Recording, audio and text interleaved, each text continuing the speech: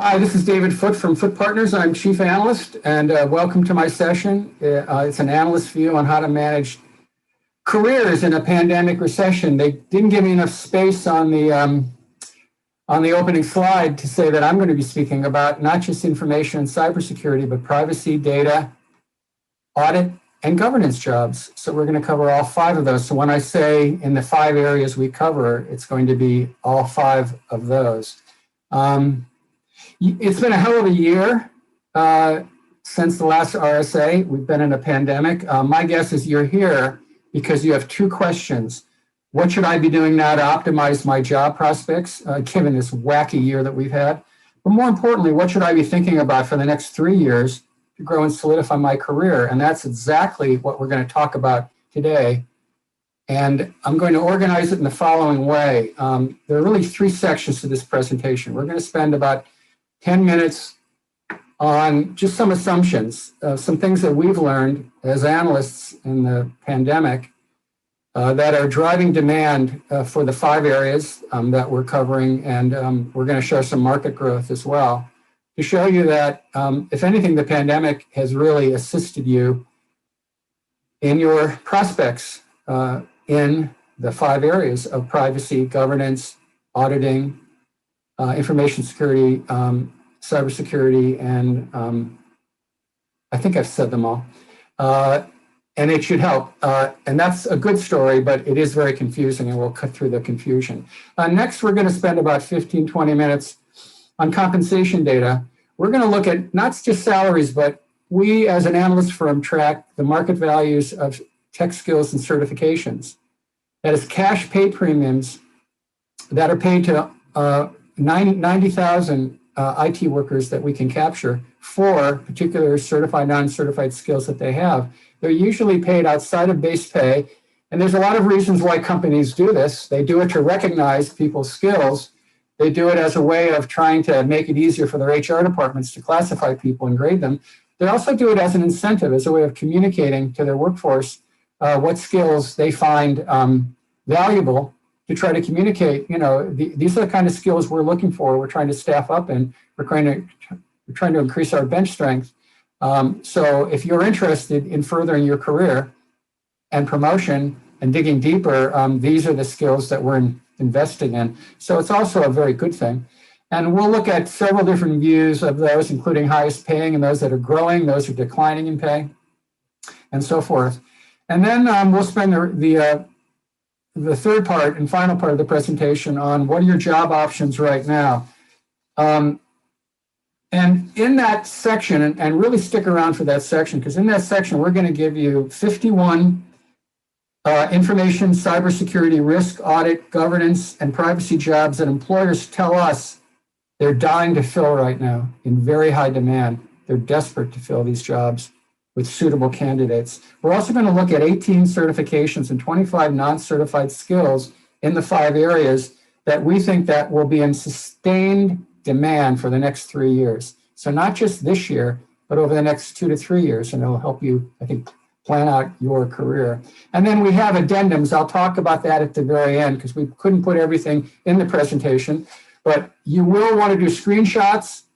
There's some data tables. You will want to do screenshots or ask us for a copy of this presentation or download it from the RSA site because we're providing this to you as research to look at later, and we'll pull out some of the things we want you to learn from those slides as we go along. So how did we get all this information? Well, for one thing, we're analysts. I'm a former Gartner analyst. I was at Metagroup as well. I've been an analyst at Foote Partners for 24 years.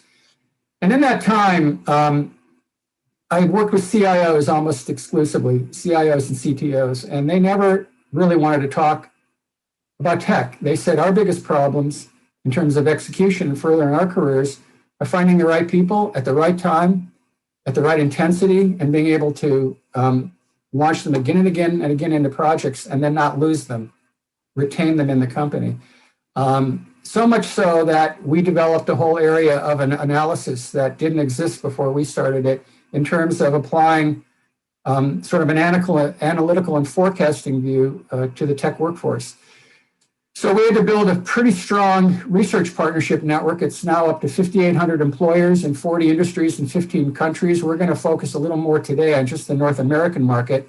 So that's almost 3,800 employers across 38 industries and public sector. And we're going to share a lot of what information that they share with us about managing the tech workforce. And I think it'll be valuable to you in your own in careers. And that's why we're doing this presentation for you. Some of you may have seen our presentation last year. It's going to be similar to that, but it's going to be updated in terms of all the new trends and obviously new data as well in terms of supply and demand for talent and for skills and certifications. So as an analyst, looking at this for almost 25 years, I believe this statement to be true. The job security and solid career growth opportunities for all of you in these areas right now are the best I've seen in 20 years. So congratulations. However, you're on your own. Don't expect a roadmap or a lot of career guidance from your employers. And that's presumably why you've come to this session. I'll do my best to provide what your employers are not providing to you. So we've had plenty of problems before COVID-19, and you'll be familiar with these pretty deep, persistent tech skills gaps, a lot of retention issues, particularly in the more experienced jobs. We've had these, companies continue to add more and more multidimensionality to jobs, sometimes tech skills, sometimes soft skills. Now they may require you to be experienced in several platforms, several programming languages. It's gotten to be difficult, and it's given you a lot of options in your careers, so it's a good thing. But managing that has been really tough. Most companies have a lot of trouble forecasting beyond their current fiscal year, and the volatility in the marketplace has been fairly persistent, and we track volatility. So I was talking about the supply and demand of and pay for certifications and skills. Well, we track that in our volatility index. So this is 14 years of data on every 3 months. We report what we see. So every data point is every 3 months. And you see the red line, which is all the certifications and skills that we cover. Again, we're talking about over almost 1,200 right now. And you see that pretty much every 3 months, 20 to 30% of those skills are changing in value. So if you're doing a 1 or 2 year plan for your career and for your next job or your current job, you have to really refresh regularly, every month, every 3 months, every 6 months, because the market is changing in terms of the value that it puts on skills and abilities and capabilities and knowledge. You have to be very, very aware of this because we're going to recommend you at the end of the presentation that you spend you frequently look at your job plan or your career arc that you've got and pay attention to data like ours, because we'll tell you on a rolling basis what's hot, what's not in the marketplace, and what employers are looking for. So you can go back and spend a little more time on this again after we present and when you get a copy of the slides. So with COVID, a lot of disruptors continue to change everything we know about business. I would ask for a show of hands if we were in a room together to say, do any of you not believe that any bullet point on this list is not impacting demand for cybersecurity, security, information security, privacy, auditing, or governance skills right now? Are there any on this list that are not driving more demand for security and risk? I can't think of one. If we had more time, I could go through each of them and show you exactly how they are growing and how they are impacting, because we go into great detail on all of these when we are doing our analysis of the job market. But suffice it to say that each one of these is having a very positive impact on demand for your skills. And now let's go into a little more detail a little later in the presentation on exactly what are the hot skills and which are the skills that are not so transportable in the market right now. But what I'd like to do now is just show you the results of a recent survey from Red Hat. About 1,500 IT professionals participated in this survey.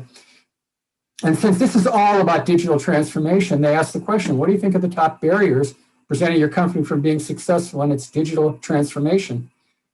And it may not surprise you to know that two of the top three were security and compliance and talent gaps. And then when they went into corporate spending over the next 12 months, what are your company's top IT funding priorities? Security is at the very top. So not only are companies recognizing these skills gaps and recognizing these disruptive technologies as areas where they need to increase the intensity of their protections, but they're putting money into it. And anytime they're putting money into it, that translates into skills premiums and jobs. That translates into being able to negotiate if you have the right set of skills for a salary that is at least equal or exceeds the market value of your market value in the marketplace. So it's important for you to know what those numbers are, and that's why we're going to present some of this data later in the presentation. So what are some of the assumptions affecting labor demand for information security, cybersecurity, risk, privacy, audit, governance, talent and workforce demand, and market growth? So I want to frame this in the following way before we go any farther. So at a very 30,000 foot view, all companies have become tech companies. And this is one of the reasons why security is an issue with every company. Every company, private sector, public sector, nonprofit, every company is either delivering their products as a tech product.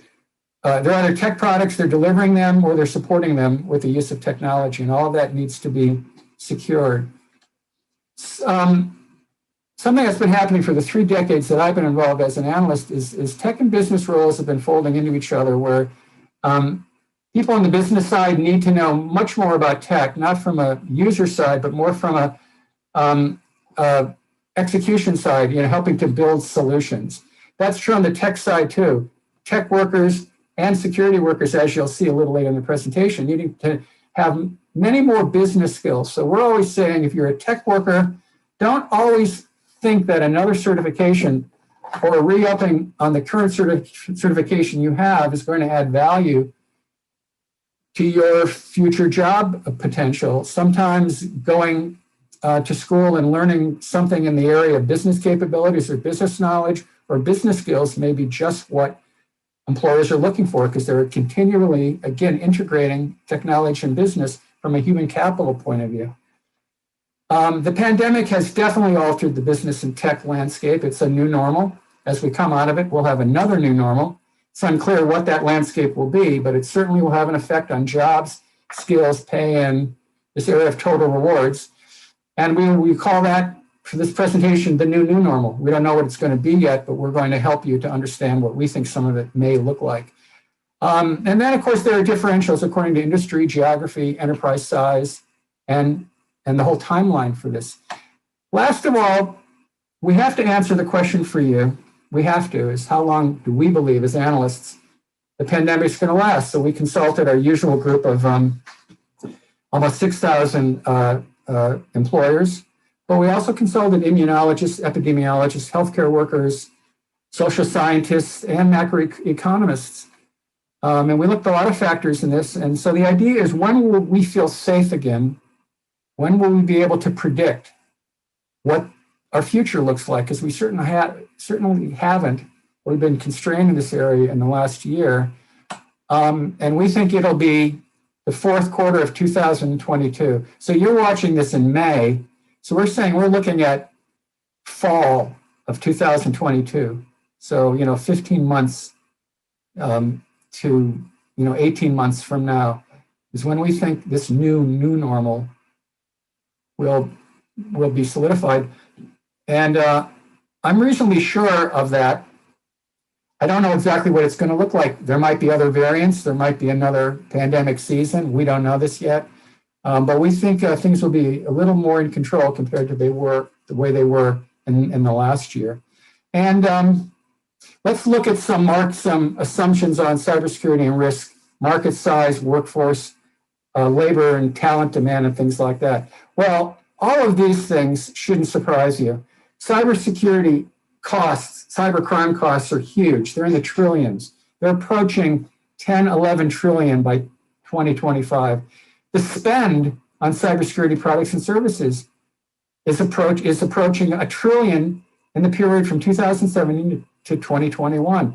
The cybersecurity market worldwide is forecasted to be almost $250 billion by 2023, driven mainly, we see, as a couple of industries, aerospace, defense, and intelligence verticals, and there's some hot areas down below there too. And then we have 6 billion internet users by 2022. Think about that, 6 billion internet users. How many devices do we have? Multiples of those 6 billion. All of those have to be secured. All of those networks have to be secured. This is a gargantuan effort for all of you. As far as workforce size and gaps, okay, right now about 3.5 to 4 million unfilled cybersecurity jobs, growing at a compound annual growth rate of almost 37% year to year from 2012 to 2022. Cybersecurity professionals, that job is growing almost 3.5 to 4 times faster jobs growth than the overall IT market. So you're in a hot area. And since nobody can find everything that they want on the market, no amount of money is going to be able to find a person that doesn't exist. If that's what you're looking for, and a lot of companies are looking for people where there just isn't enough supply.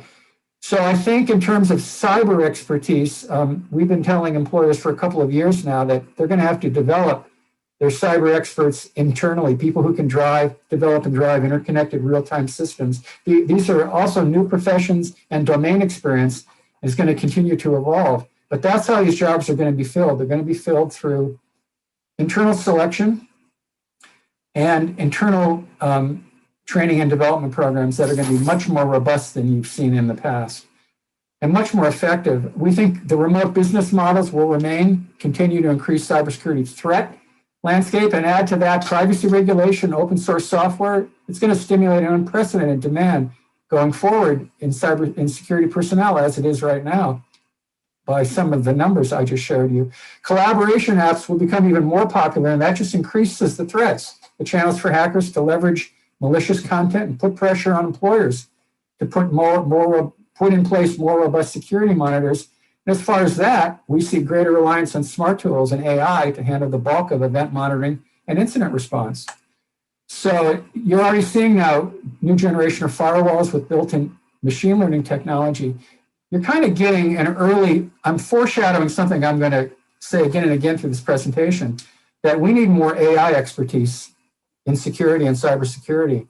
Most CISOs and CISOs, I know, will not consider a hire in this point into their departments without that person having some basic level of demonstrated expertise in AI at some level. It doesn't have to be at the level of machine learning or deep learning, but is able to hit the ground running on AI-driven initiatives within the security and risk organizations. We'll talk more about that as we go forward. And here it is, human analysts will be even more overwhelmed. This is our assumption we're making going forward. With information, we'll rely more on AI for decision making. And in that regard, cybersecurity spending, we're learning, is being focused more on AI, and you should probably focus more on that in your career. Here are a number of AI-supported use cases that have been reported to us. The ones in red are the ones that seem to have a little more attention being paid to them, where either they're looking for skills in these areas or people or some depth of experience.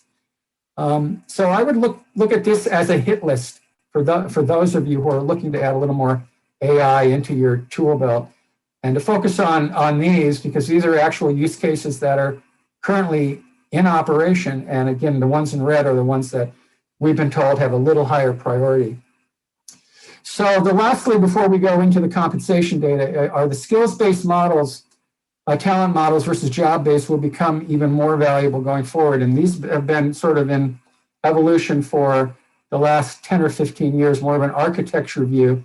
And the reason why is that companies demand that their tech workforce be more flexible and more adaptable, because these business models are changing all the time, particularly during the pandemic. I mean, radical changes in business models in response to what was happening in their customer base, supply and demand, as far as their products and services. I mean, it was really pretty hairy there for a while, but those with more adaptable, flexible, more architecture-based models the talent models seem to do much, much better. So if we have time, or if you have any questions about this, I'd be happy to talk about this in the Q&A. There's a 40-minute Q&A that's following this session. I'd be happy to go into a little more detail about what I mean by architecture-based, skills-based talent models.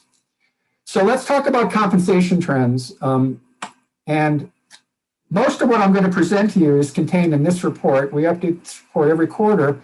It only goes out to our customers, and it's free to our customers, but it really is a file dump, very data-driven, of what's happening in the marketplace for skill supply and demand and volatility. And everybody who attends this session, if you can prove to me that you attended this session, we'll give you a copy of the latest quarterly edition of this report.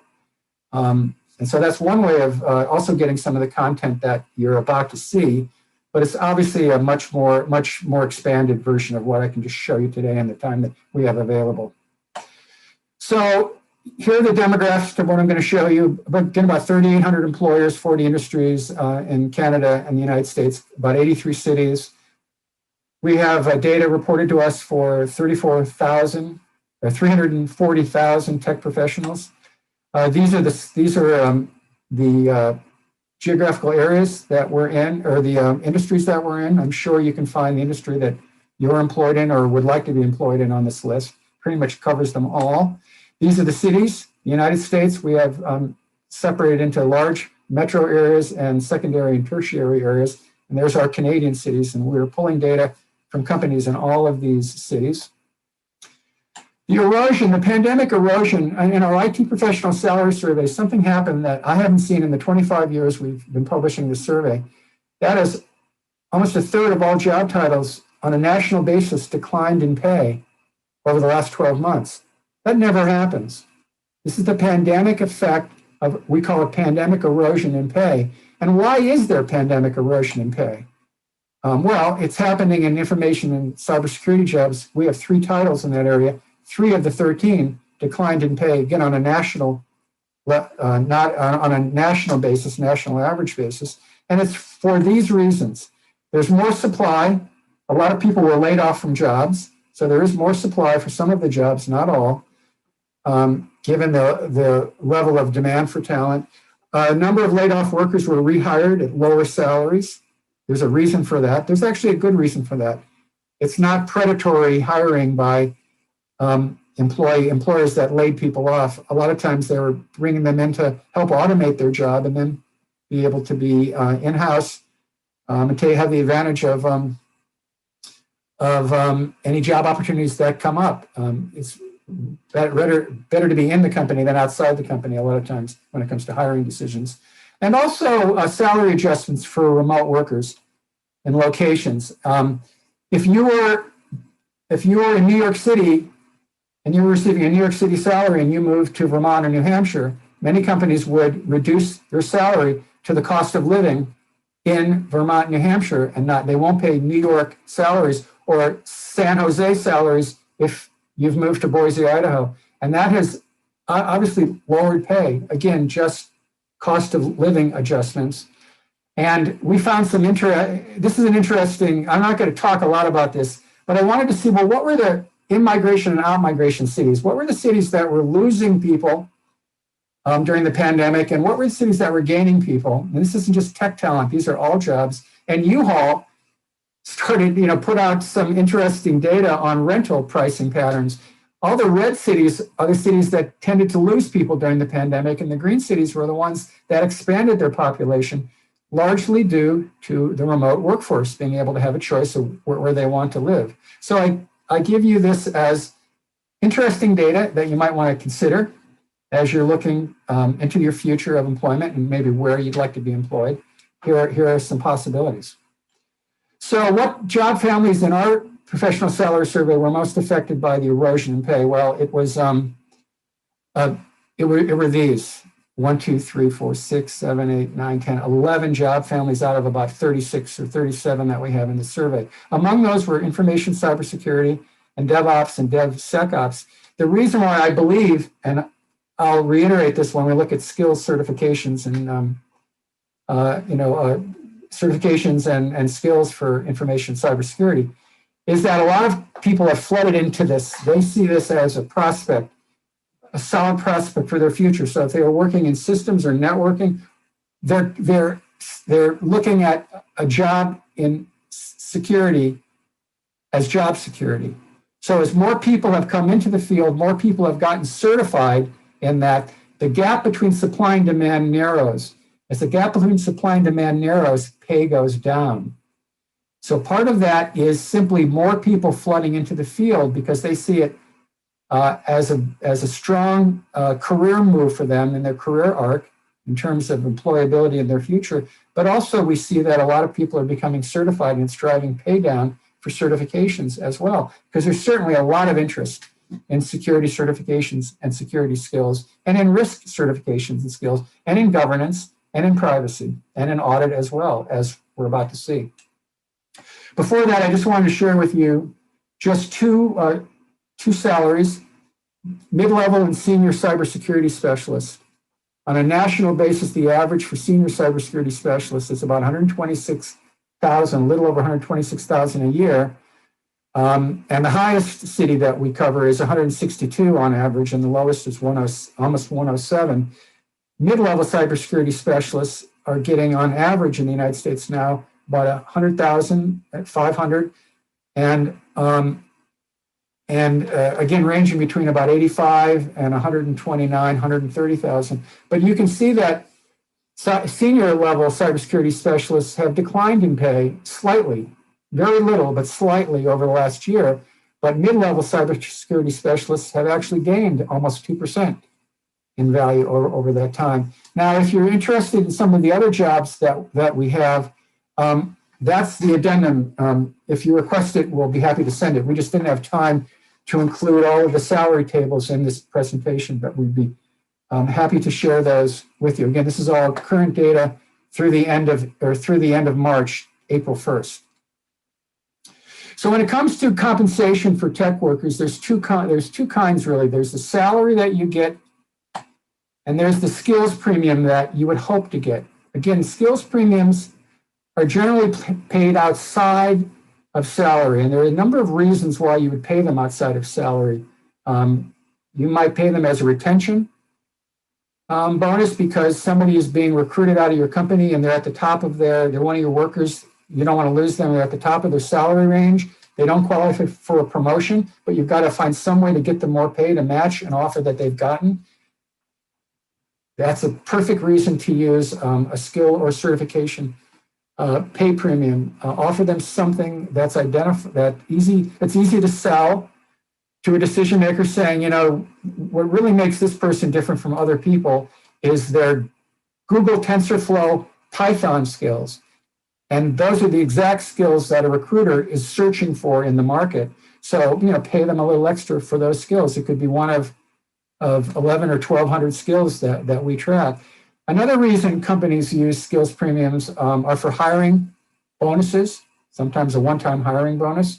Another reason they may use them is for communicating to workers, as I said before, this is what's important to us. These are skills we're trying to staff up in. If you're interested in those, you may or may not be able to earn a premium for that. Every company has their own programs, their own standards for who they're willing to pay premiums for. It might just be one particular project group in the company. It might be a whole population of workers. It might be across the board. They set the rules, but it is pay outside of salaries. And we're going to look at that for a second. So we sort of divide certified and non-certified skills into two categories. And by the way, the reason why there's more non-certified IT skills and certifications is the certifications are a very limited group. Network, infrastructure, networking, systems, security, maybe program project management certifications from PMI. There are architecture certifications, but it's a pretty limited group. But if you look at the larger population of tech skills, you have a lot of programming skills, a lot of application development tool platforms. These don't usually have any certifications. There are a number of skills that have no certification. No vendor owns them. They may be open source skills. So the market dictates what those are going to be paid, what pay is for those skills. Whereas in certifications, vendors can easily throw a lot of money, millions of dollars into marketing campaigns for some of their new products.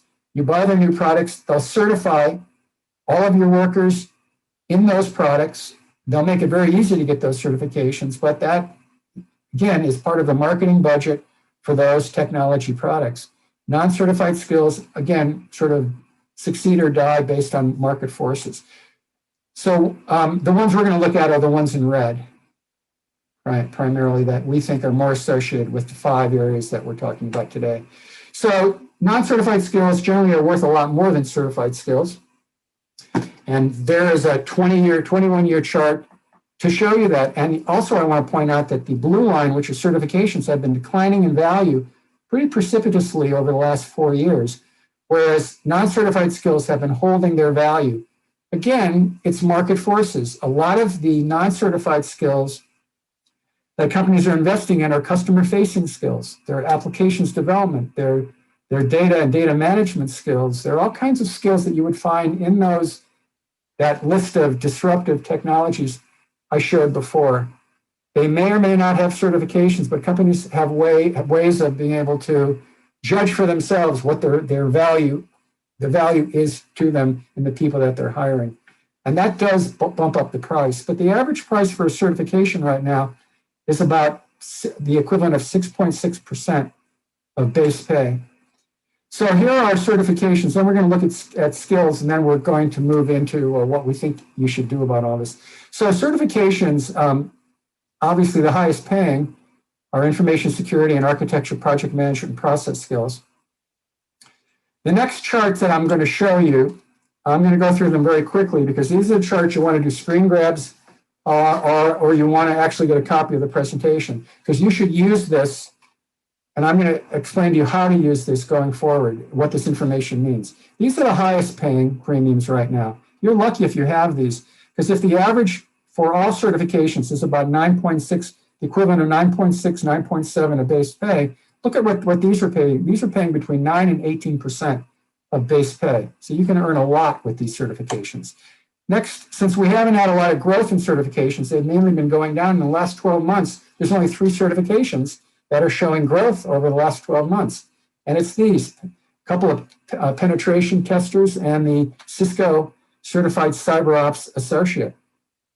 So now I'm looking at, these are the ones you're really going to want to stare at. I wanted to look at the certifications in these information cybersecurity that are losing market value over the last 12 months. It's a lot of interesting stories in this. Again, not all of them are losing value because the market finds them less attractive. Some of them are absolutely losing value because more and more people, the certifying bodies have been very successful in certifying more and more people in these. And again, that supply narrows the gap between demand and drives the price down. I don't have enough time in the presentation today to sort through all of the certifications. There's 2 slides of them and why some of those are going down. But I could be able to separate out the ones where I'm telling you that one is being driven by market forces and that one is being driven by a decline in interest in that certification by employers.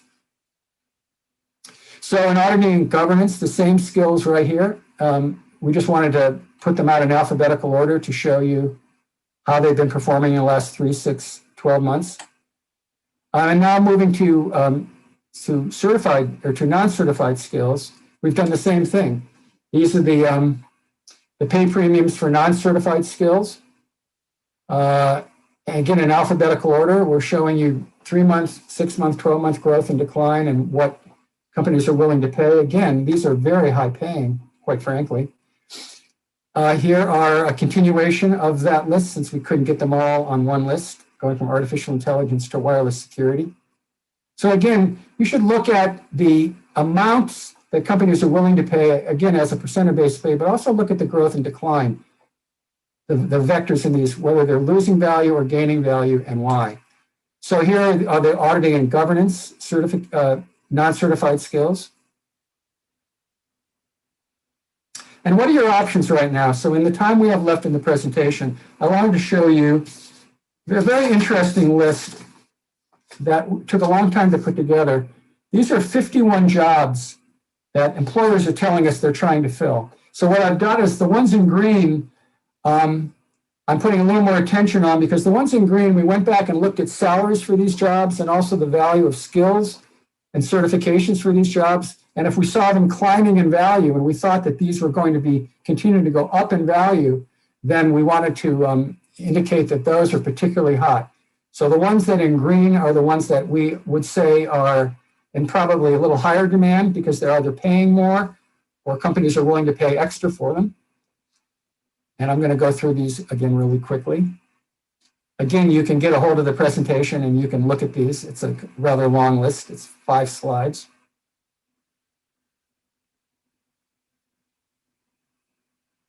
Got management jobs in there.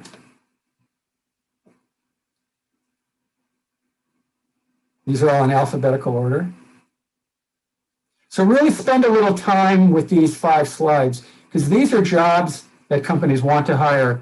Maybe you're a candidate, maybe you're already in these jobs. If you're already in these jobs, you may be able to negotiate, maybe add a few more skills to your skill toolbox. You might be able to negotiate higher pay. These are our 3-year forecasts of in-demand cybersecurity certifications. These are the ones we think are going to maintain value over the next 3 years. These are good ones to have. This list is called from, again, 540 certifications. These are the ones that we think are keepers for the next 3 years. And these are the non-certified skills that we think are, again, in high demand. Companies are looking for these skills, increasing intensity in these skills in their workforce. These are just for 2021. These are hot jobs and skill areas in the 5 spaces we've been talking about. Again, you can compare this to your own toolbox, if you will. You can look at in terms of jobs you might be aspiring to. These are areas where companies are dying to hire and also to increase their skills intensity. Now, as far as soft skills, I want to say that marketing communications is a really hot skill in the 5 areas we're talking about today. And that's because the tech professional, as I said before, as more business and tech skills fold into each other, companies are looking for soft skills. These are compensable, which means companies are willing to pay more for them, whether it's leadership, flexibility, speaking more than one language, being able to be good at relationship building, good at communicating, good at presenting at conferences, good at implementation skills. They want all of that. And as we talk to CISOs, over the last 10 years, I've been asking them, what's your wish list as you hire more security and risk professionals into your department? These are the ones they're talking about. These are a lot of communication skills, a lot of business knowledge, business aptitude skills. It goes way beyond tech skills. What they say is to us is it's easy to get the tech skills. It's hard to get the soft skills. And we say, well, what are the traits that you're searching for? And these are the 5 traits that they can consistently tell us they're searching for and looking for new staff. Apply what you've learned. We think you should take this slide deck and ask 3 questions. Am I happy in my job right now? Where do I want to be in my career 3 to 5 years from now? Can I get there? If you don't have the answer to these questions, start thinking about them now. 3 months from now, you should be looking at this presentation. You should be formulating the 3 to 5 year plan. 6 months from now, you should be executing on that plan, and you should go back and recalibrate all the time. Because if you don't recalibrate, as I said to you before, you are missing out on an extremely volatile marketplace that is going to persist. And as I said, all of our data, as you can see, every 3 to 6 months, it's changing in value, it's changing in supply and demand. So thanks very much for your time today. This is how you can get a hold of me. But I do suggest that you do take a look at some of the data slides, some of the more detailed slides in this presentation. If you have any questions, I'm going to be there for the 40-minute after session, and you can always give me a call or contact me. I'll always be available to you. And thanks very much for your time.